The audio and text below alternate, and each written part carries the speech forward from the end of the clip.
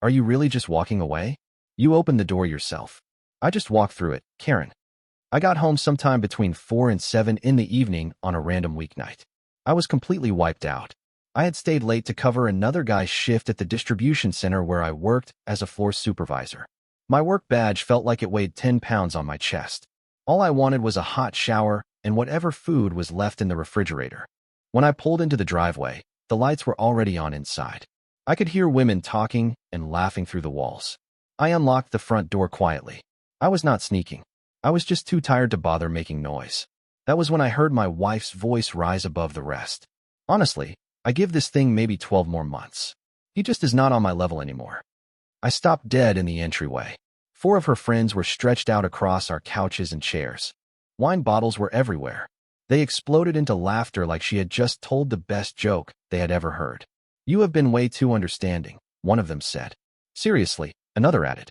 You are way too patient. My wife, Amanda, sat there smiling like she was hosting a television show, nodding along while they hyped her up. I keep hoping he will improve, she said, letting out a dramatic sigh that sent them into another round of giggling. I stood there for maybe 10 seconds. My heart was pounding, but my mind went completely calm. It was one of those moments where something you have been avoiding suddenly becomes impossible to ignore. I walked into the living room. Every single one of them turned to look at me. The laughter died instantly. Hey, I said evenly. Sounds like a fascinating conversation. The color drained from Amanda's face. Oh, you are home early, she said. Shift ended early, I replied. Lucky me. I almost missed the entertainment. I looked straight at her. So, we have got 12 months left, huh? She opened her mouth, closed it, then tried again. That is not what I was saying. I was just. Why wait 12 months? I asked.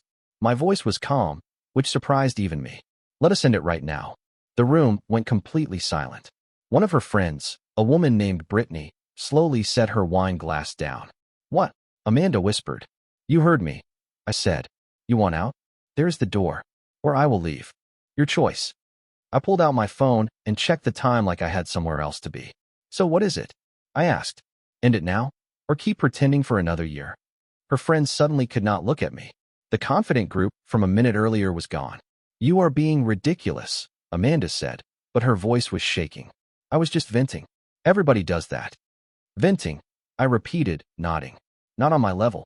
That is venting? I looked at the women sitting on my couch. Did I hear that right? I asked. I am beneath her. None of them answered. I turned and walked upstairs. Amanda followed right behind me, her shoes clicking fast against the floor. Where are you going? She asked. Packing. You cannot be serious. I stopped halfway up the stairs and looked back at her. You just told your friends our marriage is basically over. Why would I not be serious? That is not what I meant. That is exactly what you said. I kept walking. She followed me into the bedroom, talking nonstop. She said I was overreacting. She said it was just girl talk. She said I was being dramatic. I did not respond. I pulled my gym bag out of the closet and started filling it. Work clothes, underwear, socks, toiletries, phone charger. This is insane, she said from the doorway. You are throwing away 5 years over one comment. I zipped the bag and turned to face her. You really think this is about one comment? I asked. You just spent an hour tearing me down to your friends and laughing about how I am not good enough anymore. I picked up the bag. And honestly, I added, you are probably right. I am not good enough for someone who talks about me like that. So let us both do better. I did not mean it that way, she said quietly. Then how did you mean it? She had no answer. I walked past her and headed downstairs. Her friends were already gone. Wine glasses sat abandoned all over the room. I grabbed my keys. Where are you going? She called from the top of the stairs. Does it matter? Of course it matters. This is your home. I looked up at her. No, I said. This is a house where my wife thinks I am beneath her. That is not the same thing. Then I walked out. I sat in my truck for a minute with my hands on the steering wheel, breathing. The adrenaline slowly faded. My chest felt tight. But underneath everything else was something I had not felt in a long time. Relief. I started the engine and drove away. In the rearview mirror, I saw Amanda standing in the doorway, framed by the living room lights. I did not look back again. The closest motel was right off the interstate.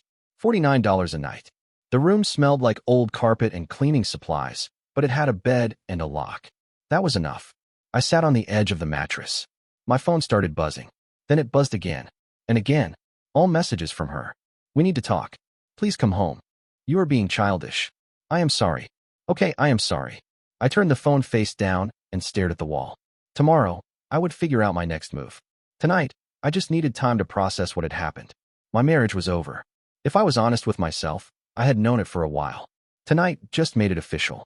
The phone kept vibrating. I ignored it. Eventually, exhaustion won. I kicked off my boots and lay back on the bed. The ceiling had a water stain shaped kind of like a state. I closed my eyes. Tomorrow. I would deal with everything tomorrow. I woke up at 6:15 in the morning with my phone vibrating like crazy. I had 23 missed calls and 47 text messages. Every single one of them was from her. I scrolled through them while the cheap coffee maker gurgled in the corner of the motel room. Little complimentary packets of ground coffee sat on the counter. It was not great, but it was better than nothing. The messages were all over the place. Anger, apologies, accusations, then more apologies. The last one came through at 4:30 in the morning. It was only one word. Please. I poured the coffee into a foam cup and sat back down on the edge of the bed. My work shirt from the day before was wrinkled and smelled faintly like the warehouse, but it would have to do. I was scheduled to start at 8 in the morning. Life does not pause just because your marriage blows up overnight. My phone buzzed again. Different name this time. Lauren. She was my wife's best friend. Tall, blonde, the one sitting on the left side of the couch the night before. I stared at the screen. We need to talk. It is important. About last night. I almost ignored it. Almost. But something told me I should not. About what? I typed back. 3 dots appeared immediately. Can I call you? I checked the time. 6:23 in the morning. Way too early for drama. Fine, I typed. The phone rang about 5 seconds later. Hey, Lauren said quietly. She sounded nervous. Thanks for answering. I was not sure you would. Make it quick, I said. I have work in 90 minutes. Right. Okay. She took a breath. What you heard last night was not just venting. I set the coffee down. What do you mean? She has been planning this, Lauren said. For a while. Planning what? The divorce, she said. For months. Since around February. February. 5 months ago. Something heavy and cold dropped into my stomach. Why are you telling me this? I asked. Because what she did last night was messed up, Lauren said, her voice getting steadier. And because you need to know what you are walking into. Walking into what? She has been setting you up, she said. Setting me up how? She wanted you to be the one to leave, Lauren explained. She has been pushing you, trying to get you to walk out first so she could claim abandonment. Make you look like the bad guy. She paused. She has a whole plan. Her lawyer told her it would help with splitting assets if you were the one who left the house. My hands went cold. The coffee cup trembled slightly. She already has a lawyer? I asked. Yes, Lauren said. Since March. His name is Daniel Harper. His office is downtown.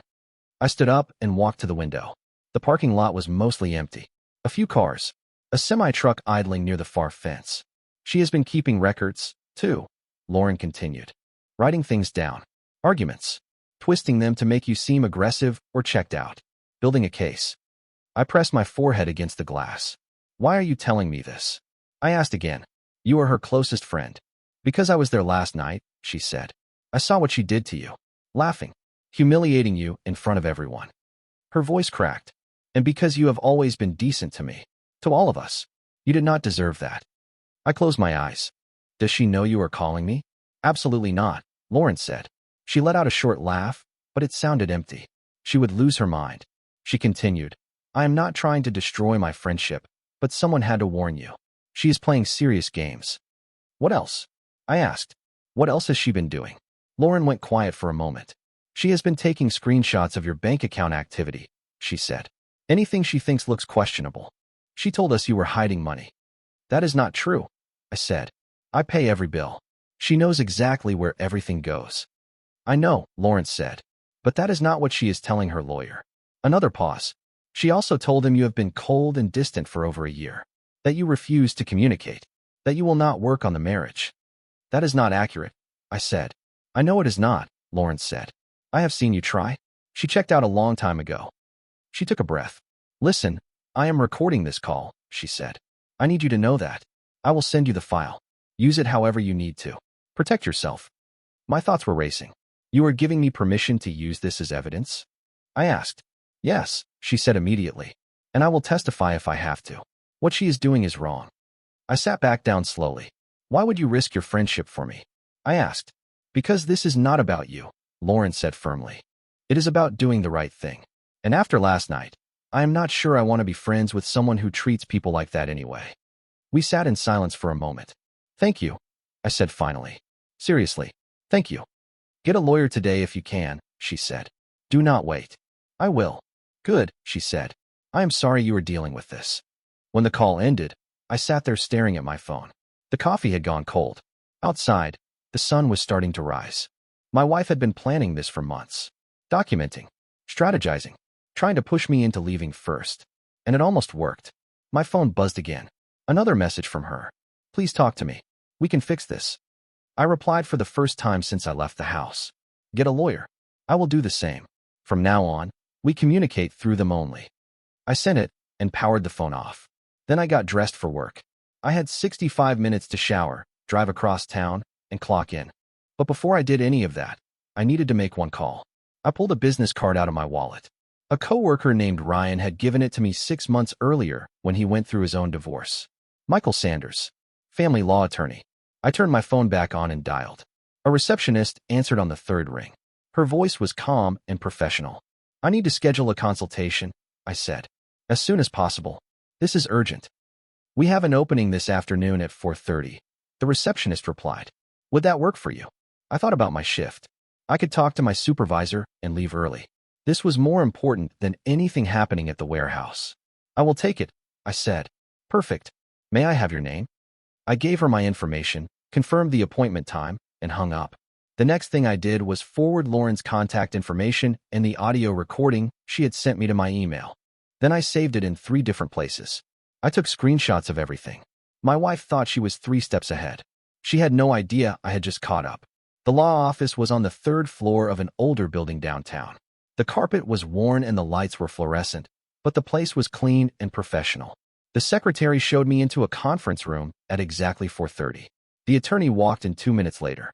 He was in his mid-50s, with gray hair and glasses.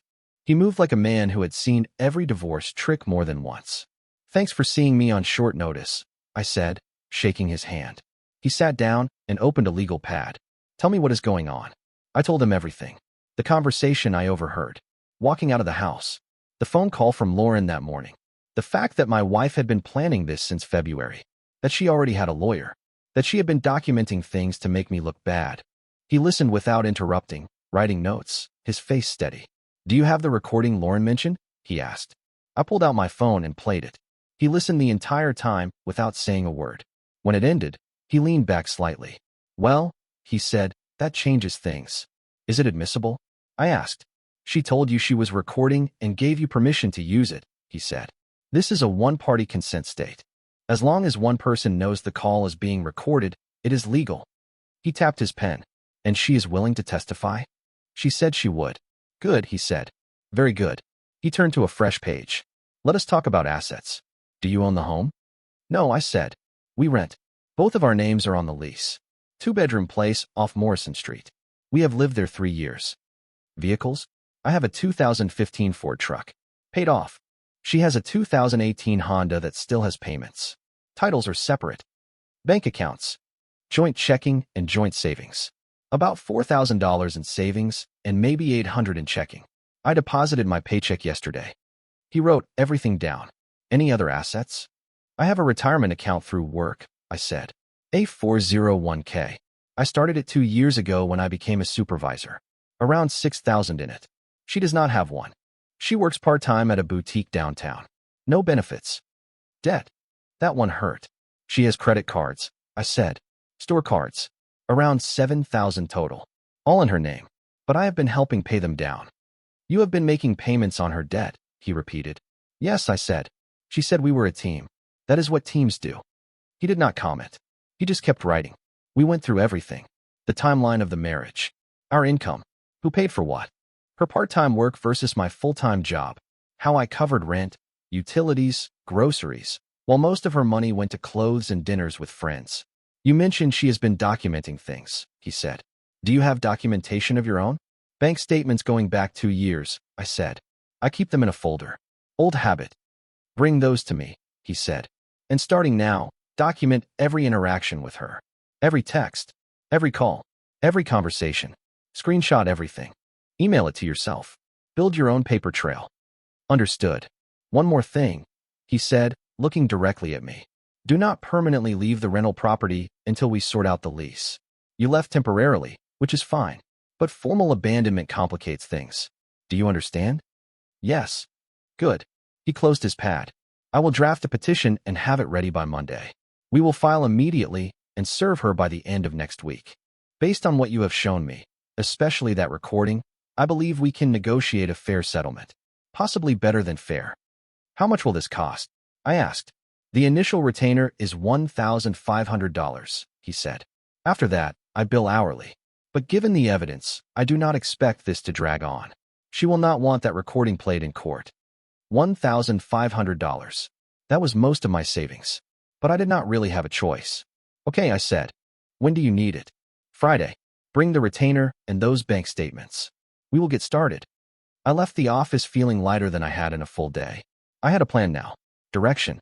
My phone had been off during the meeting. When I turned it back on, it exploded with messages. More texts from my wife. Each one more frantic than the last. We need to talk. You cannot ignore me. This is childish. I am your wife. You owe me a conversation. I scrolled past all of them and typed one message. Speak to me only through attorneys. Mine will contact you next week. Her reply came seconds later. Are you serious right now? I did not answer. Instead, I drove to the bank and withdrew $1,500 from our joint savings. I documented it with a photo. Then I transferred the remaining savings into a new account in my name only. Legal, according to my attorney, as long as everything was documented. After that, I stopped at a store, bought a notebook, pens, and a small fireproof lockbox. I started my own paper trail. By the time I got back to the motel, it was nearly 8 in the evening. I was exhausted, but there was one more call I needed to make. I dialed my supervisor. Hey Dave, I said. Got a minute? Sure, he replied. What is going on? Personal situation, I said. Going through a separation. It might get messy. I just wanted to give you a heads up, I said. In case she tries calling the warehouse or showing up. There was a short pause on the other end of the line. Sorry to hear that, man, my supervisor said. If you need time off, take it. No, I replied. Work is actually the best thing for me right now. But if she calls or comes by asking for me, I would appreciate it if you told her I am unavailable. Consider it handled, he said. And listen, if you need to talk, my door is always open. Thanks, I said. That means a lot. After I hung up, I sat down on the motel bed and opened the notebook I had bought. I started writing everything I could remember from the past 6 months. Conversations, arguments, dates, times, nights she went out with friends while I worked double shifts. Credit card bills I paid without ever complaining. I wrote until my hand cramped and my eyes burned. When I finally stopped, it was almost midnight. I had pages filled with details. My phone buzzed one more time. Another message from her. You are making a huge mistake. I typed back without thinking. The mistake was listening to you tell your friends I was not good enough. Thanks for the clarity. Then I blocked her number. From that point on, communication would go through attorneys only. That was the plan. No more manipulation. No more games. On Friday, I dropped off the retainer and the bank statements during my lunch break. My attorney reviewed everything carefully, nodding as he went. This is excellent documentation, he said. The spending imbalance is very clear. She has been treating your income like her personal account while contributing very little herself. He tapped one page. $400 at a department store in one day. $300 at a restaurant the same week. Meanwhile, you are covering rent and utilities on your own. I did not say anything. Seeing it laid out in black and white made it harder to ignore what I had been living with. I will have the petition ready Monday afternoon, he continued. We will serve her Tuesday morning. That fast? I asked. No reason to delay, he said. The longer we wait, the more time she has to move money or create complications. He closed the folder. One more thing. Are you still staying at the motel? Yes. You should go back to the house, he said. Legally, you have every right to be there. If you stay away too long, it can complicate things. The thought made my stomach tighten. I do not know if I can, I said. You do not have to stay long, he replied. Just establish that you have not abandoned the residence. Pick up some more clothes. Check the mail. Make your presence known. He was right. I knew it. That evening, I drove back to the house. Her car was in the driveway. The lights were on inside. I sat in my truck for 5 minutes, working up the nerve. When I walked in, she was sitting on the couch with her laptop open and a glass of wine on the table. She looked up at me. "You came back," she said. "Getting more of my things?" "I am getting my things," I replied, heading for the stairs. She followed me. "We need to talk about this," she said. "You cannot just throw away 5 years. What else is there to say?" I answered. I went into the bedroom and pulled out a larger suitcase. I started packing more clothes. My good boots. The watch my grandfather gave me. "Are you even listening to me?" she asked. "I hear you," I said, folding a jacket carefully. "But there is nothing to talk about. You already made it clear where we stand." "I made a mistake," she said. "One stupid comment. That is all it was." I stopped and looked at her. "February," I said. She blinked. "What? You have had a lawyer since February," I said calmly. "You have been planning this for months. Documenting things. Twisting stories. Trying to make me look like the bad guy." I zipped the suitcase. "Do not insult me by calling it one stupid comment." Her face went pale. "Who told you that? Does it matter?" Her eyes narrowed. "It was Lauren, was it not? That backstabbing." "Do not," I cut in. "Do not blame other people for your choices." She changed tactics. Tears welled up in her eyes. "We can fix this," she said. "Counseling. Therapy. We can work through it." "No," I said. "Just like that?" she asked. "Yes," I said. "Just like that." I picked up the suitcase. "You want it out," I said. "Now you are getting out. Just not on your terms." I walked past her toward the door. She followed, her voice rising. "You are being selfish," she said. "Cruel. After everything I have done for you." I stopped and turned around. "What have you done for me?" I asked. "Honestly. Say it out loud." She hesitated. "I have been your wife," she said. "I supported you." "Supported me how?" I asked. "By spending money we did not have? By criticizing my job while I worked double shifts? By telling your friends I was beneath you?" "That is not fair," she said. "What is not fair," I replied, "is pretending this marriage was something it was not. You checked out a long time ago. I just did not want to admit it." I left before she could answer. About 20 minutes later, my phone rang. Unknown number. I almost let it go to voicemail. "Hello. Is this Daniel?" a woman asked. "The husband of the woman with the gray Honda?" "That is a strange way to start," I said. "Who is this?" "My name is Olivia," she said. "I was one of the friends there the other night. I wanted to say I am sorry. What happened was wrong." I pulled into a parking lot and shut the engine off. "Okay," I said. "She called me today?" Olivia continued. "She tried to get me to back her up. To say you have been controlling and aggressive for months." Her voice dropped. "But that is not true. I have never seen you treat her badly. You were always patient, even when she was being difficult." "Why are you telling me this?" I asked. "Because I do not want to be part of whatever story she is trying to build," Olivia said. "And because you should know she is calling all of us, trying to get everyone on the same page." "What did you tell her?" I asked. "That I was not going to lie," she said with a sigh. "I know we are not close, but if you need someone to confirm what actually happened that night, I will do it. I just wanted you to know." "I appreciate that," I said. Seriously. After she hung up, I sat there for a while just thinking. My wife was scrambling, calling friends, sending messages, trying to control the story before it slipped away from her. But it was already too late. The narrative she had built was falling apart. Tuesday morning, I was at the warehouse when my supervisor, Dave, asked me to step into his office. "Got something for you," he said, handing me a large envelope. "Process server dropped it off a few minutes ago." I looked down at it and already knew what it was. I opened it right there. Inside was a copy of the divorce petition my attorney had filed the day before. She had been officially served that morning. My phone started ringing before lunchtime. It was her lawyer. I let it go to voicemail and called my attorney instead. "She has been served," I said. "I know," he replied. "Her attorney already contacted me. They want to negotiate." That was fast. "She knows she is in a weak position," he said. "The recording, the financial records, friends backing away from her story. She does not want this in a courtroom." He paused. "They are proposing a settlement meeting for Thursday. What do you think?"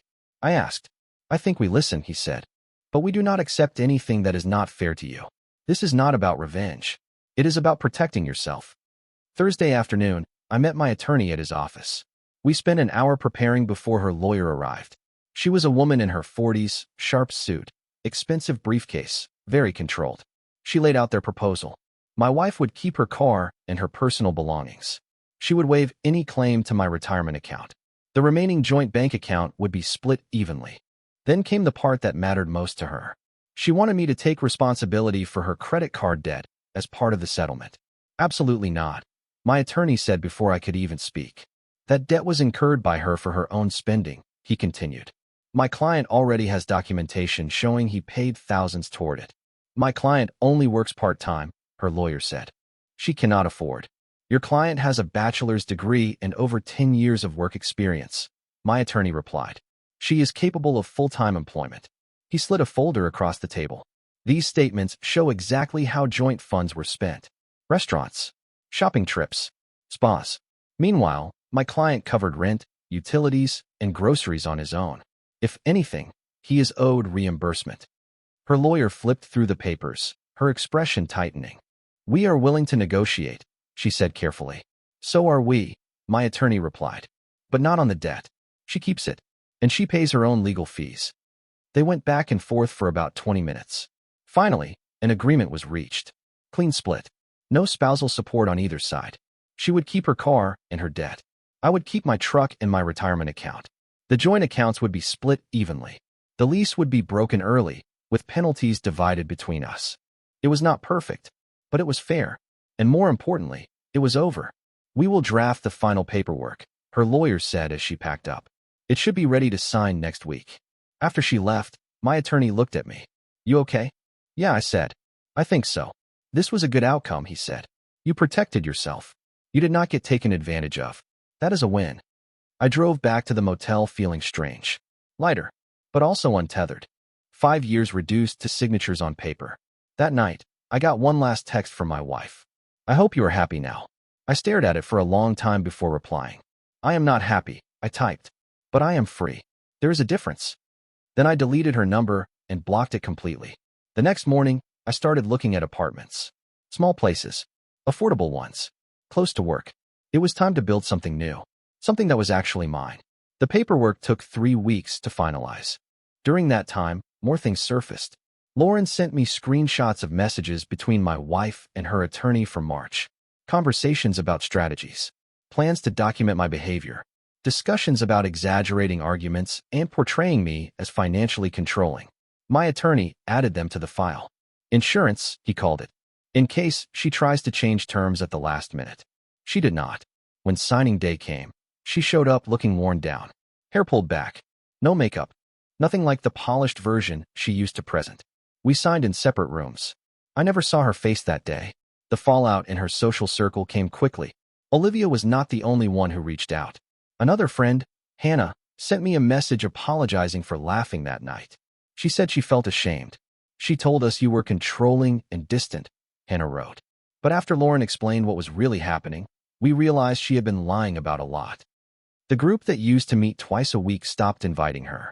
I heard about it through Jake at work, whose girlfriend knew one of them. Apparently, my ex tried to host a get-together at her new apartment. Only one person showed up. I did not feel satisfaction hearing that. Just emptiness. My ex moved into a small studio across town. She picked up a second part-time job at a coffee shop to help cover bills. The credit card debt she fought so hard to avoid was now entirely hers. I found a one-bedroom apartment about 15 minutes from the warehouse. Nothing fancy, but it had good light and enough space for my things. I moved in on a Saturday with help from Dave and Jake. Bachelor pad, Jake joked. You are going to be just fine, man. Maybe. I was not sure yet. Work became my anchor. I picked up extra shifts whenever they were offered. One afternoon, Dave pulled me aside. You are doing solid work, he said. Keep it up. There might be an assistant manager position opening in a few months. For the first time in a long while, I felt like I was moving forward instead of just surviving. And that was enough to start with. Interested? Yeah, I said. Definitely.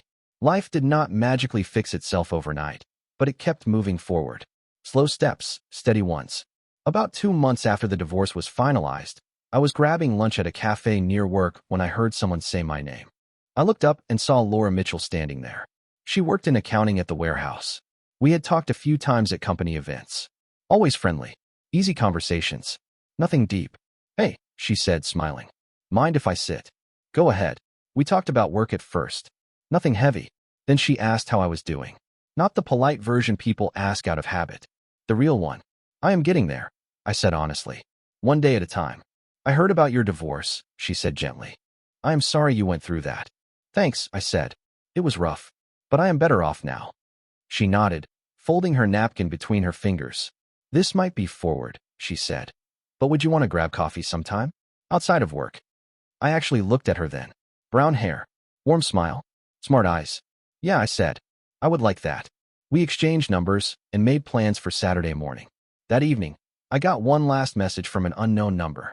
It was my ex, using someone else's phone. I hope she is worth it. I did not reply. I deleted the message and blocked that number too. Some people never learn. That was not my problem anymore. Saturday came. I met Laura at a small coffee shop downtown. We talked for 2 hours about everything except my divorce or her past relationships. When we finally stood up to leave, she smiled. That was really nice, she said. Want to do it again? Absolutely. Walking back to my truck, I realized something. For the first time in over a year, I was not thinking about what went wrong. I was thinking about what might go right. 6 months after the divorce was finalized, my supervisor Dave called me into his office. The assistant manager position is yours if you want it, he said. It comes with a raise. Salary instead of hourly. Better benefits. I shook his hand. I want it. Good, he said. You earned it. The promotion meant better hours, more responsibility, and enough money to actually save again. I moved into a nicer apartment. 2 bedrooms. A small balcony. I bought furniture that was actually mine, not leftovers from a failed marriage. Laura and I had been dating for 4 months by then. Nothing rushed. Nothing heavy. Just 2 people getting to know each other without baggage running the show. One Saturday, she came over with coffee and bagels. This place looks great, she said. It feels like you. Yeah, I said. It does. We spent the afternoon setting up the living room. She had better taste than I did and did not hesitate to say so. I did not mind. It felt good being with someone who could be honest without turning it into a fight. Later, we sat on the balcony watching the sun go down. Do you ever think about her? She asked. Sometimes, I admitted. But not the way I used to. More like remembering a chapter that is finished. That sounds healthy. What about you? I asked. Ever think about your ex? Only when I remember why I left him, she said with a smile. Mostly, I am just glad I did. We sat in comfortable silence. A week later, I ran into Lauren at a store. She looked different. Shorter hair. More confident. Hey, she said. How are you? Good, I replied. Really good, actually. I heard about your promotion. Congratulations. Thanks, I said. And thank you again. I never properly told you how much what you did helped me. She waved it off. I just did what was right, she said. And honestly, I am better off without that friendship anyway. Turns out she was not the person I thought she was. I know that feeling, I said.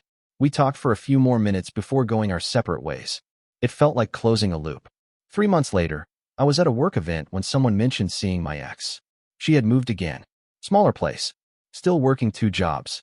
Still alone. I felt something then. Not satisfaction. Not pity. Just acceptance. People make choices. Then they live with them. Laura squeezed my hand under the table. You okay? She asked. Yeah, I said. I am. And I meant it. That night, lying in bed, I thought about that Wednesday evening 8 months earlier. Walking into my house. Hearing my wife tell her friends I was not good enough. The embarrassment. The anger. The decision to leave. It was the best thing that ever happened to me. Not because I enjoyed the pain. Not because I wanted revenge. But because it forced me to stop accepting less than I deserved. To stop making excuses for someone who did not respect me. To finally choose myself. My phone buzzed. A text from Laura. Thanks for tonight. See you tomorrow. I smiled and typed back, definitely. Then I set the phone down and closed my eyes. Tomorrow, I would go to work at a job I earned through real effort. Come home to a place I paid for myself. Maybe see Laura. Maybe not. Either way, I would be fine. Because I had learned something important. You cannot build a future with someone who is secretly planning your exit. You cannot love someone into respecting you. And you cannot win a game you did not know you were playing. But you can walk away. You can start over. And you can build something better.